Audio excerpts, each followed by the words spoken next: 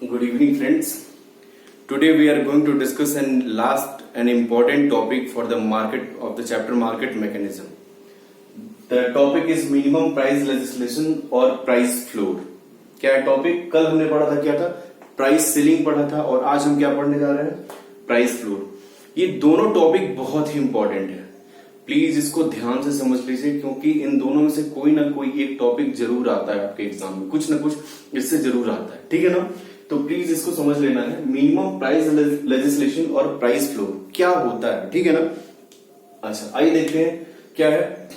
It refers to the minimum price. क्या है? It refers to the minimum price above the equilibrium price. क्या है? Bracket में मैंने लिखा है above the equilibrium price fixed by the government. क्या है? Fixed by the government which the producer must be paid for their producer. Okay, which the producer must be for their produce. Getting बोला. So क्या मैंने कहा है नहीं समझ में आया, ठीक है ना? ऐसा है कि गवर्नमेंट क्या करती है, जैसे किसानों के लिए, किसान हमारे देश के क्या है? फार्मर्स. वो एक तरीके से बैकबोन है, ठीक है ना? अगर किसान, अगर जो भी फूड ग्रेन्स है उनको प्रोड्यूस न करे तो बहुत बड़ी समस्या आ सकती है कंट्री में, ठीक है ना? तो इस चीज से गवर्नमेंट ये करती है कि किसानों को जो उनकी प्राइस है, उनके जो फूड ग्रेन्स की प्राइस है, उनको सही रेट मिले, ज्यादा से ज्यादा प्राइस मिले, ठीक है ना? तो इसलिए गवर्नमेंट क्या करती है, एक प्राइस फ्लोर बनाती है जिसको हम क्या कहते हैं? MSP, minimum support price. उस प्राइस पे गवर्नमेंट खरीदती है, मतलब इक्विलिब्रियम प्राइस से भी वो ज्यादा प्राइस होता है. अभी हम देखेंगे कैसे बनता है, ठीक है ना? इक्विलिब्रियम प्राइस का मतलब क्या होता है? जहां डिमांड और सप्लाई एक दूसरे को इंटरसेक्ट करते हैं, वो होता है मार्केट इक्विलिब्रियम प्राइस, ठीक है? वहां पे प्रोड्यूसर की प्रॉफिट है, लेकिन उस प्राइस से भी ऊपर जाके गवर्नमेंट क्या करती है, किसान से जो एसेंशियल कमोडिटीज हैं, जैसे मान लीजिए जो फूड ग्रेन्स कमोडिटीज हैं उनकी, जैसे आप लोग भी देखते होंगे जो शुगर केन है, शुगर केन का प्राइस गवर्नमेंट डिसाइड करती है. फिर क्या कहते हैं, वीट है, राइस है, ग्राम्स है, ठीक है ना? तो ये क्या है, गवर्नमेंट उसको पीडीएस के थ्रू उसका प्राइस डिटरमाइन करके पहले क्या मिनिमम सपोर्ट प्राइस पे खरीदती है और फिर उसको सोशल वेलफेयर के लिए क्या करती है, उसको फिर पुअर पीपल को प्रोवाइड कराती है. अभी हम इन सारी चीजों को समझेंगे. तो ये था बेसिक कॉन्सेप्ट है, इसको आपको माइंड में डालने के लिए मैंने ये सारी चीजों को बताया, ठीक है ना? अब देखिए, it refers to the minimum price. Minimum price कैसे, आइए देखते हैं. जैसे देखिए, ये डायग्राम है, डायग्राम के थ्रू इस चीज को समझेंगे. डायग्राम है, वाई एक्स एक्सिस और ओ एक्सिस, इधर प्राइस है और इधर क्वांटिटी है. क्लियर ना? अब देखिए, हम इस चीज को जानते हैं जहां हमारा ये डिमांड कर्व है और ये सप्लाई कर्व है, ठीक है ना? ये मेरा D is the demand curve and S S is the supply curve. बहुत सारे हमने डायग्राम बनाए, ठीक है ना? ये वीडियो आपको नहीं समझ में आएगा तब तक जब तक आप पिछले वीडियोस को नहीं देखेंगे. तो ये जो मेरा क्या है, D is the demand curve and S S is the supply curve. अब देखिए, इस पॉइंट पे कहीं इंटरसेक्ट कर रहा है किसको? इस पॉइंट पे ई, मतलब ये हमारा इक्विलिब्रियम पॉइंट हो गया. क्या, कौन सा पॉइंट हो गया? इक्विलिब्रियम पॉइंट हो गया. अब ये हमारा पी है और इस पॉइंट पे ये मेरा क्वांटिटी है. ओके, अब देखते हैं गवर्नमेंट क्या करती है.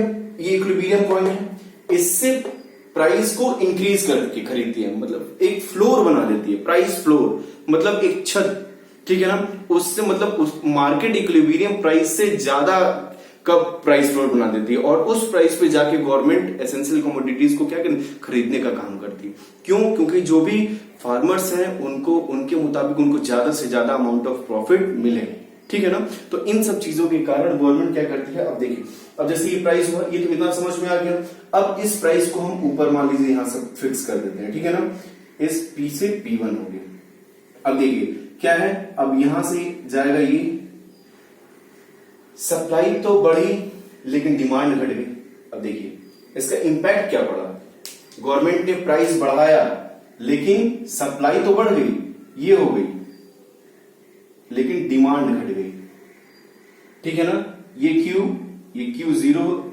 Q0 हो गया और ये Q1 हो गया, ठीक है ना? P से P1 हो गया. अब देखिए क्या है, कैसे सप्लाई बढ़ी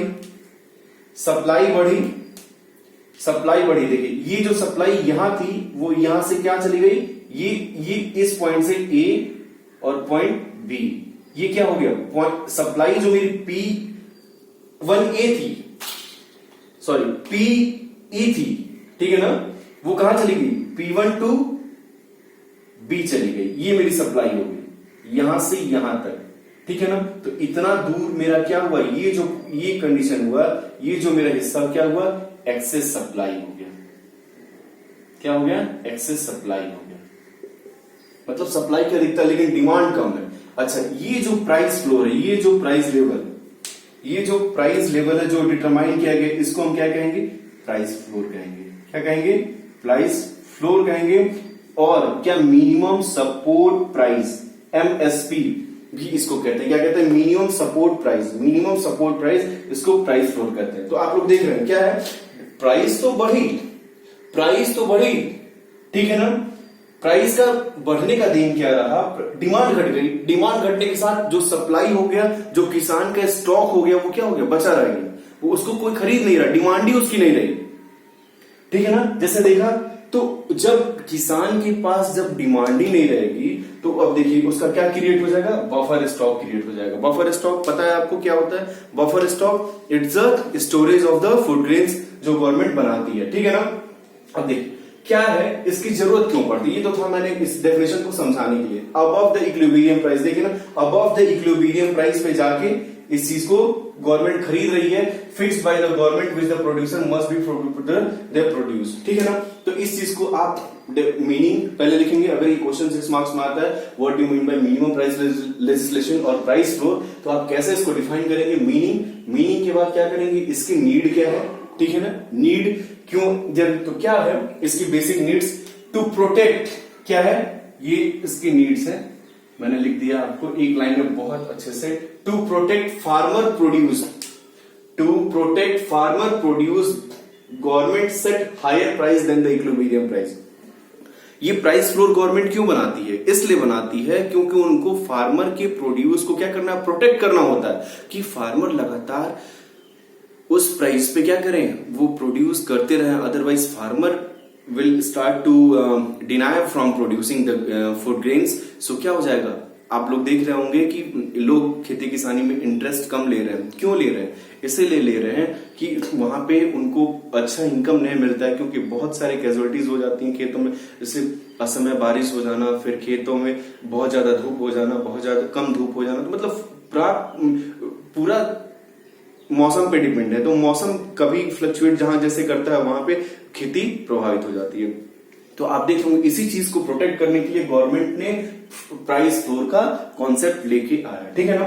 तो इसकी नीड क्या है, टू प्रोटेक्ट फार्मर प्रोड्यूस, मतलब जो फार्मर प्रोड्यूस करते हैं उसको प्रोटेक्ट करने के लिए government set higher price from the equilibrium price. आपने देखा हायर प्राइस, P से P1 लेके गई, ठीक है ना। अच्छा, इसको थोड़ा सा और क्लेरिफाई करके लिख देते हैं, Indian government maintains a variety of price support, as for various agriculture product, बहुत सारे एग्रीकल्चर प्रोडक्ट्स के लिए, like wheat, sugarcane, gram etcetera, gram का मतलब चना होता है, ठीक है ना। And the floor is normally set a level higher than the market determined price of the goods, जो मार्केट में उसका डिमांड जो प्राइस होती है उससे ज्यादा प्राइस पे गवर्नमेंट जाके उस चीज को खरीदती है, इसलिए क्योंकि ताकि फार्मर को प्रोटेक्ट किया जा सके, फार्मर को इंटरेस्ट रहे कि हाँ खेती में वो खेती करता है, ठीक है ना। तो इस तरीके से काम करती है। अब देखिए गवर्नमेंट क्या करती है, फार्मर को प्रोड्यूस करती है। आप इस तरीके से इसको चीज को समझ सकते हैं। गवर्नमेंट फार्मर को किसके लिए, प्रोटेक्ट करने के लिए, किसको प्रोटेक्ट करने के लिए, प्रोटेक्ट करने के लिए, ठीक है ना। एक प्राइस फ्लोर बनाती है, क्या बनाती है, प्राइस फ्लोर बनाती है, ठीक है ना, मतलब एक प्राइस सेट करती है। कब क्या होता है, above the equilibrium price, above the जो इक्विलिब्रियम प्राइस के ऊपर होता है। इक्विलिब्रियम प्राइस का मतलब क्या होता है, जब हम डिमांड और सप्लाई एक दूसरे को मार्केट में कट करते हैं, ठीक है ना, वो उस प्राइस के ऊपर क्या करते हैं, वो प्राइस सेट करती है। और फिर क्या होता है, उसका इफेक्ट क्या हुआ, इफेक्ट ये हुआ कि प्राइस ओपी से OP1 हो गई, प्राइस OP टू OP1 हो गई, लेकिन क्वांटिटी क्या हो गई, OQ टू OQ0 हो गई, OQ टू OQ 0 हो गई। ये मेरा रिजल्ट था। प्राइस तो बढ़ा, ठीक है, प्राइस बढ़ रहा है, लेकिन डिमांड कम हो गया, मेरी डिमांड भी कम हो गई। इंक्रीज क्या हुआ, डिमांड डिक्रीज हो गई, डिमांड डिक्रीज हो गई, जिसके फलस्वरूप सप्लाई क्या हुआ, स्टोर हो गया। सप्लाई बढ़ी, लेकिन सप्लाई डिमांड ही नहीं है, तो सप्लाई हम दे के क्या करेंगे, डिमांड ही नहीं है, जब उसको कोई खरीदने वाला ही मार्केट में नहीं है, तो फिर सप्लाई बढ़ के ही क्या करेगी। तो इसका मेन इंपैक्ट क्या आया, बफर स्टॉक क्रिएट हो गया किसानों के पास। जो बफर स्टॉक क्रिएट हो गया तो गवर्नमेंट इफेक्ट, ये क्या है, इफेक्ट है।